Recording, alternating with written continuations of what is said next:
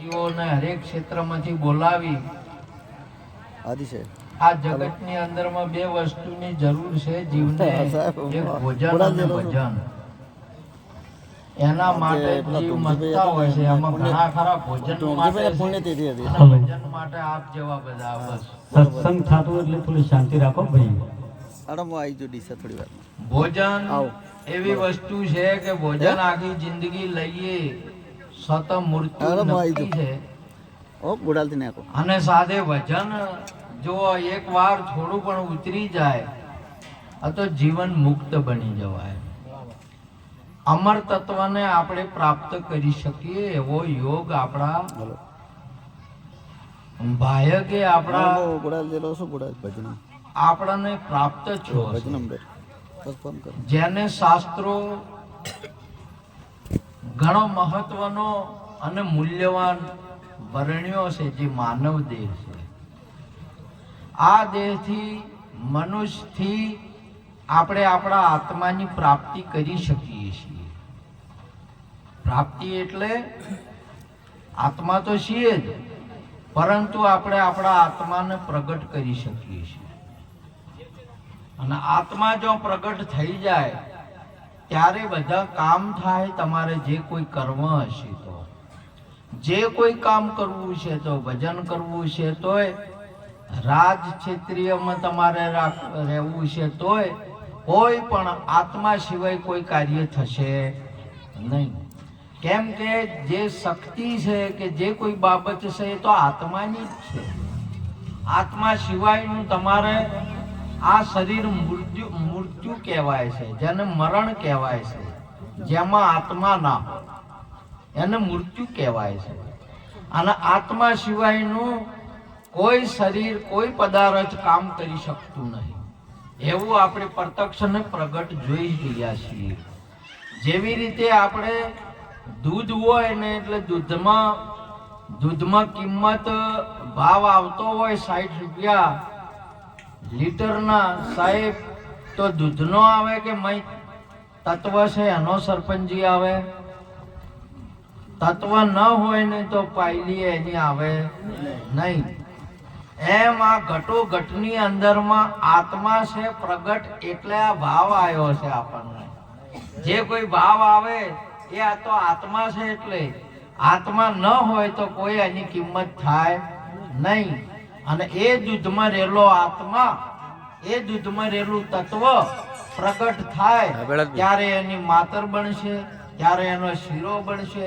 જે કોમ તમારે કરવું છે, પ્રસાદ કરવો છે તો થાય, પણ દૂધમાં હશે એટલી ઘડ કોઈ આવશે નહીં. દૂધ બહાર નીકળે નહીં એટલે 700 રૂપિયા આવે. કેટલું આ તત્વ કેટલા 700 રૂપિયા. અને દૂધમાં 60 રૂપિયા 70 રૂપિયા જ જાય. એમ તમે શરીરમાં 100 વાત સાચી, પણ પ્રગટ ન થાય ને તો પ્રગટ થાઓ તો વિશ્વની અંદરમાં તમારો આત્મા કે છે હમ અનાદિ ઓર ન દુજા પાર ભય પહેચાના, અલખ ખલક પૂર્ણ પ્રકાશ અખંડ બ્રહ્મ હમ જાના. તમામે તમામ જગ્યાએ તમે મહેસૂસ કરશો એવા આપણા ભારતીય એટલે વિશ્વની અંદરમાં પૂર્ણ પુરુષોત્તમ જગત ગુરુ કૃષ્ણજી આ વાતને કોશિશ કરે છે કે હે અર્જુન, મારા સિવાય બીજું કોઈ નહીં. એ વાત આજે તમે છો, તમારા સિવાય બીજું કોઈ છે નહીં. એ વાતને તમે જાણો અને પ્રગટ કરો. એના માટેના સંતો અને સદગુરુ છે. જ્યારે તમારો પ્રગટ થાય, જ્યારે તમારા આત્માની ઓળખાણ થશે, ત્યારે આખા વિશ્વની અંદરમાં હે અર્જુન, વહેતીઓમાં ગંગા હું છું, સ્થાવરોમાં હિમાચલ હું છું. આ તમામે તમામ જગ્યા અને તમામે તમામ બાબત તમે થશો, બીજી બાબત નહીં. આખા વિશ્વની અંદરમાં આજે એક ભારતીય સનાતન સંસ્કૃતિમાં નહીં, તમારો આત્મા પ્રગટ થાય તો વિશ્વની અંદરમાં વિશ્વ તમે છો, બીજું કોઈ નહીં. એવું આપણું સ્વરૂપ છે. એ તમે પ્રગટ થવા દો. જ્યાં પ્રગટ નહીં થાય નહીં, આ તો દૂધની જેમ એમ કૂટા હે પર હાઈસના ભાવે. એટલા માટે મહાપુરુષો આપણા સદગુરુ સંતો આ વાતને કોશિશ કરે છે કે તમે આત્મા છો. એ આત્માને આજે તમે જો આની અંદરમાં હું વાત કરું એ તમારું માથું ન સમજે, કોણ ન સમજે, નાક ન સમજે, છાતી ન સમજે, હાથ ન સમજે, પગ ન સમજે. આ બોડી છે, બોડી કોઈ સમજતી નથી હાલ. પણ તો આની અંદરમાં સમજવા વાળો કોણ છે એને તમે જો.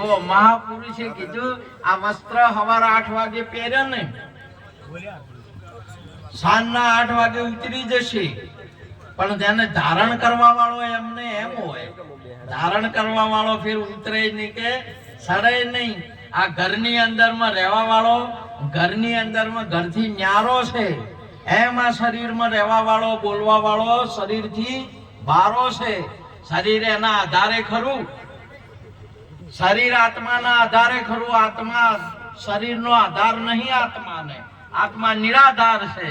આજે તમે જો આ ઘરનો આધાર તમારે ખરો, તમે ઘરના આધારે નહીં, તમે ન્યારા છો એની અંદરમાં. આવો આત્મ સ્વરૂપ જે છે એ પ્રત્યક્ષ પ્રગટ તમે છો. એટલા માટે મહાપુરુષો સુંદર વાત કરે છે. તારી કાયામાં કોણ બોલે છે એને તો શોધી કાઢ. બીજું બધું તો તમારે આ ક્ષેત્રના તમામે તમામ પદો આજે તમારું બાળપણનું, જવાનીનું, બુઢાપાનું પદ સમયે સમયે જતો રહી નીકળી જોય, અને તમારો આત્માનું પદ છે એ કોઈ દાડો જાય નહીં. એટલા માટે મહાપુરુષે કહ્યું અવિચળ પદને ઓળખો રે. આ અવિચળ જે કાયમની, જે ધ્રુવને અવિચળ પદવી આલી હતી, એવું તમારો આત્મા અવિચળ છે. આજે તમે જો રાજકીય ક્ષેત્રની અંદરમાં પદ મળે તો 5 વર્ષે તો પાછું બદલાઈ જાય. અહીંયા સરપંચ હતા, આપણે સરપંચ છે એ બદલાઈ જાય. 5 વર્ષે તમારી ડિગ્રી અને તમામે તમામ બધી બાબત આ શરીર પ્રાણ નીકળે એટલે બધી પડી જાય.